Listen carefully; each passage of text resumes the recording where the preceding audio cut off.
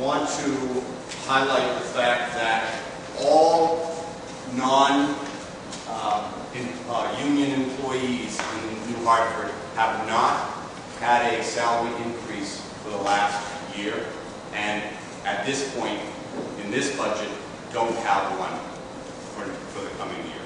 That includes my office, that includes school nurses, that includes our technology personnel as well. They do not have any, have not had a raise this past year and do not have a raise for next year.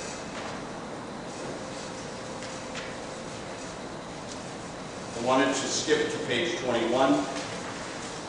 That's where I indicated the larger than normal legal fee or larger number, but that's because we're entering a negotiation year.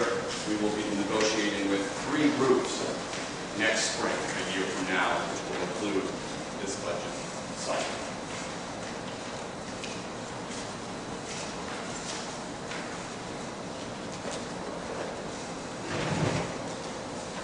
The next thing I'd like to point out is in operations. This is an area that the board has worked really hard the last 3 or 4 years to contain costs while investing in your buildings. So trying to contain costs while also increasing the number of the maintenance projects that are necessary to keep these buildings up to snuff, so to speak. And so we have, in the past, increased our custodial maintenance services. That's not changing for the coming year. And we have increased the numbers of smaller projects that we do at each of the 3 buildings, and that hasn't changed as well. The board is committed to maintaining these 3 buildings and to making sure that they are at the levels or better than they are now. And that is some of the detail that is in this particular section of the contract. A number of people have said, why isn't the line for oil higher? Again, we've negotiated, or we've become part of a consortium, we've saved money, we've lowered the amount of oil that we use in each of the 3 buildings. We keep track of that now.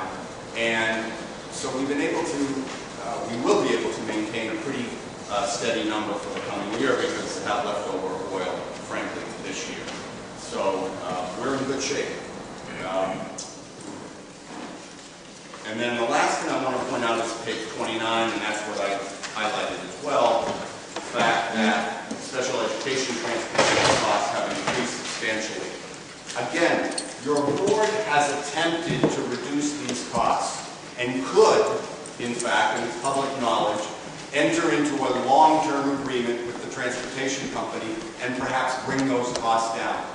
But they feel like fulfilling the last year of this contract, this transportation contract, and then going out to bid next year on a brand new contract and creating a more competitive situation will in the long run save you money.